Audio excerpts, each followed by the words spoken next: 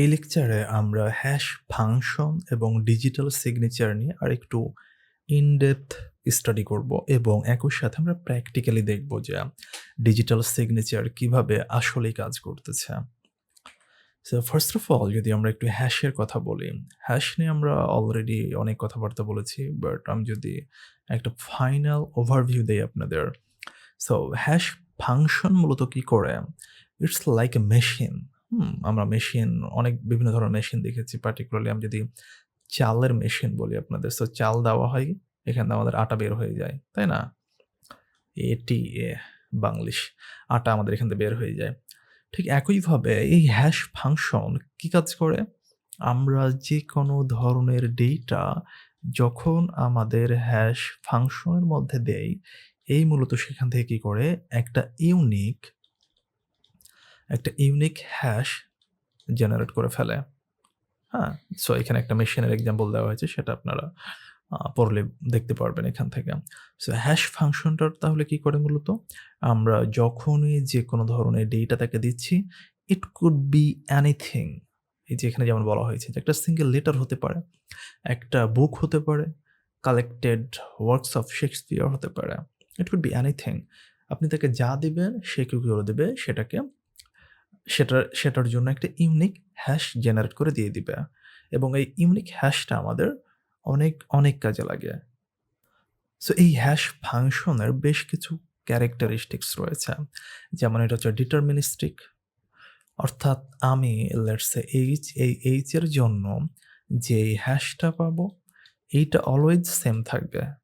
Always same. Quick, আমি লেখার সাথে, সাথে কি হবে আমার হ্যাশটা জেনারেট হয়ে যাবে।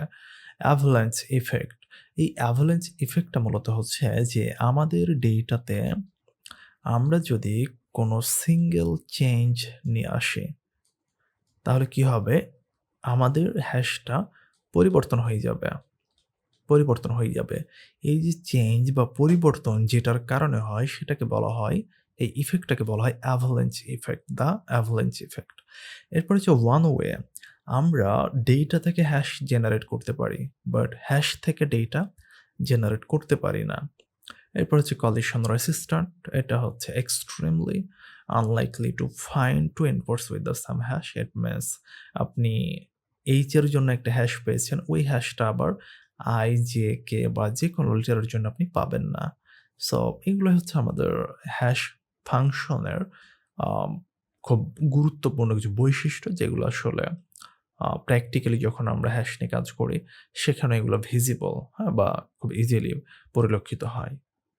সো আমরা এখন একদম প্র্যাকটিক্যালি যদি দেখি একটা হ্যাশ, সেখানে দেখতে পাচ্ছেন এইটা হচ্ছে আমাদের হ্যালো ব্লকচেইন। এই হ্যালো ব্লকচেইন এটা হচ্ছে একটা হ্যাশ। এখন আমরা যদি জাস্ট এই ব্লকের টাকে স্মল লেটার করে দেই তাহলে কিন্তু আমাদের হ্যাশটা চেঞ্জ হয়ে গেছে দেখুন, হ্যাঁ? সো এইজন্য বলা হয়েছিল যে এটা কি একদম ডিটারমিনিস্টিক। এরপর হচ্ছে ব্লক চেইনে আমাদের এই হ্যাশ কোথায়, কোথায় ব্যবহার হয়?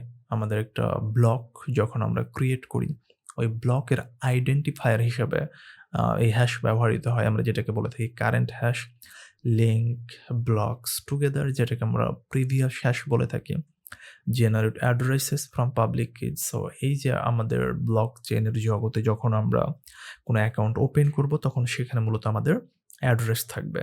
যে অ্যাড্রেসটা মূলত আমাদের আইডেন্টিটি প্রকাশ করে সেখানে মূলত এই হ্যাশ থাকে। এরপরে হচ্ছে ইউনিক আইডেন্টিফায়ার্স ফর ট্রান্সেকশন। আবার মাইনিং যখন আমরা করি সেখানে আমাদের এই হ্যাশটা কাজে লাগে। এরপরে চলুন আমরা একটু ডিজিটাল সিগনেচারটা একটু দেখি আরেকবার। সো নরমালি আমরা যেটা বলেছিলাম প্রিভিয়াস লেকচারে, মেবি ফার্স্ট লেকচারে এই অধ্যায়ের, যে সিগনেচার হচ্ছে সিম্পলি আমরা যখন চেক দিয়ে টাকা উঠাতে যাই, তখন আমরা কি করি? আমরা ডেফিনিটলি একটা সিগনেচার করি, তাই না?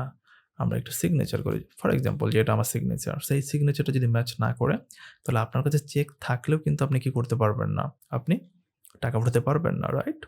সো ঠিক একইভাবে আমাদের ব্লক চেইনে আম এই সিগনেচারটা মূলত কি করে? আমাদের একটা এক্সট্রা লেয়ার সিকিউরিটি প্রোভাইড করে। অর্থাৎ এই সিগনেচারটা কে দেখতেছিল বলুন দেখি? এটা ব্যাংক কর্মকর্তা দেখতেছিল, তাই না? কারণ তার কাছ থেকে আমি টাকা উঠাচ্ছি। ঠিক একইভাবে আমাদের ব্লক চেইনে যখন আমি সিগনেচারটা এড করে রাখি, এই সিগনেচার দিয়ে আসলে প্রুভ করা হয় যে এটা আমি কিনা। এখন সিগনেচার কেন প্রয়োজন পড়ে? দেখুন, আমি প্রাইভেট কি আমরা জানি যে যেটাতে আমরা যেকোনো ডেটাকে ডিক্রিপ্ট করতে পারি, রাইট? বা প্রুভ করতে পারি যে এটা আমার। বাট এই প্রাইভেট কিটা কি আপনি শেয়ার করবেন? ডেফিনিটলি না। তাহলে এই সিগনেচারটা এমন একটা জিনিস যেটা আসলে কি এটা যে এটা আমি প্রুভ করতেছি। ঠিক আছে? যেভাবে আমরা ব্যাংকের কথা বলছিলাম। সো ব্যাংকের পাসওয়ার্ড কিন্তু আপনি ব্যাংকের কর্মকর্তাকে দিবেন না। বাট আপনার সিগনেচারটা দিবেন, রাইট? ঠিক সেম জিনিসটা এইখানে। সো আমরা যখন কোনো ব্লক চেইনে ডেটা যখন আমরা রাখতেছি বা পাঠাচ্ছি, তখন ঘটনা যেটা ঘটতেছে আসলে কি হচ্ছে? আমাদের যেই ডেটা রয়েছে, এই ডেটাটা কি করা হচ্ছে? আমাদের এই ডেটাটা আমাদের এই ডেটাটাকে আমরা কি করতেছি? আমাদের যে প্রাইভেট কি আছে, প্রাইভেট কি এর সাথে আমরা এটাকে এনক্রিপ্ট করছি। এনক্রিপ্ট করতেছি, এরপর আমাদের সিগনেচারটা আমরা প্রোভাইড করে দিচ্ছি। সিগনেচার আমরা পেয়ে গেলাম। ঠিক আছে? এটার জন্য আমরা একটা সিগনেচার পেয়ে গেলাম।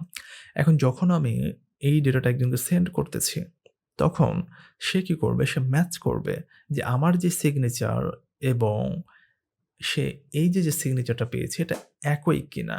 যদি একই হয় তার মানে এভরিথিং ঠিক আছে। আমার ডেটা আনচেঞ্জ আছে, আমার সিগনেচার আনচেঞ্জ আছে। যদি সে দেখতে পায় যে সিগনেচার ম্যাচ করতেছে না, তখনই সে বুঝে যাবে যে আমার ডেটা এখানে পরিবর্তন করা হয়েছে বা সিগনেচারটাকে পরিবর্তন করা হয়েছে। আমি এখনই দেখাচ্ছি আপনাদেরকে প্র্যাকটিক্যালি। সো এইভাবে মূলত ডিজিটাল সিগনেচার ব্লক চেইন কাজ করে থাকে। অ্যান্ড আমরা জাস্ট আর কিছু ইনফরমেশন একটু ডিজিটাল সিগনেচার সম্পর্কে দেখি যে এটা মূলত আমাদের কি কাজ করে। সো আমাদের ডেফিনিটলি অথেন্টিকেশন করছে যে আমি কে, তাই না? Verifies who created the signature. Secondly হচ্ছে নন রেপুডিয়েশন। ইট মিনস আমি সিগনেচার করে একটা ডেটা সেন্ড করেছি।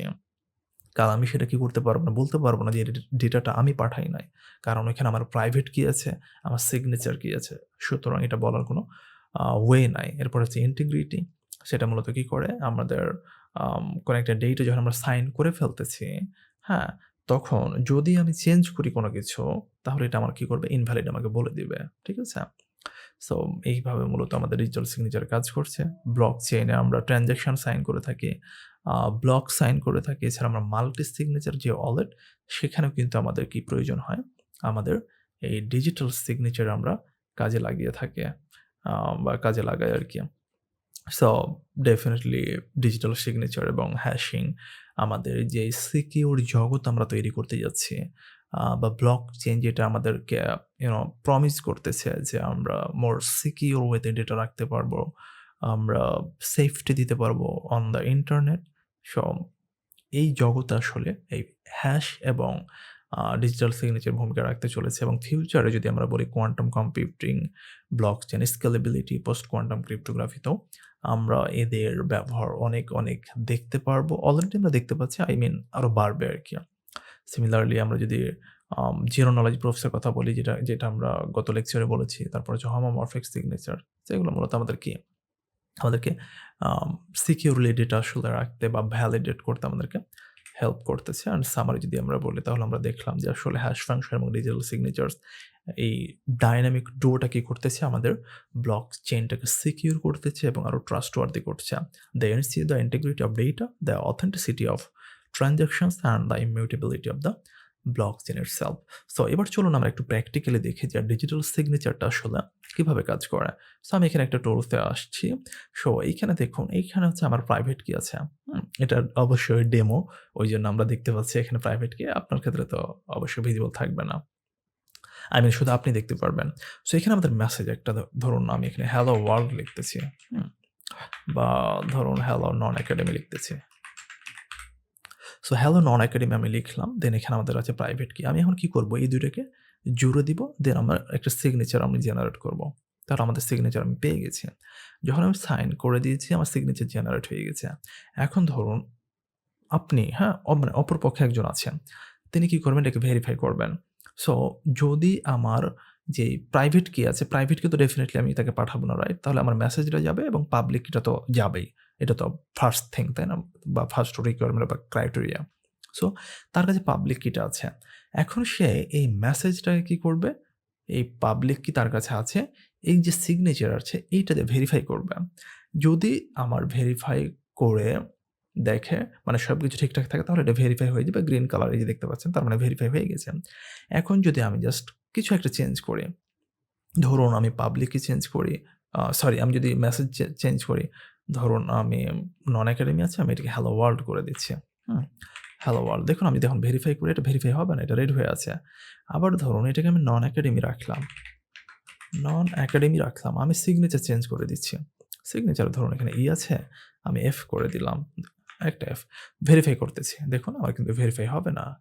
সো যখনই আমি দেখতেছি যে এটা ভেরিফাই হচ্ছে না, ইট মিনস আমি বুঝে যাব যে আমার মেসেজ বা সিগনেচার কি হয়ে গেছে? চেঞ্জ হয়ে গেছে। হুম? বা something happened এখানে।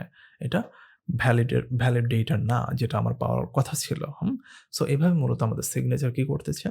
আমাদেরকে এক্সট্রা লেয়ার একটা সিকিউরিটি মূলত প্রোভাইড করতেছে।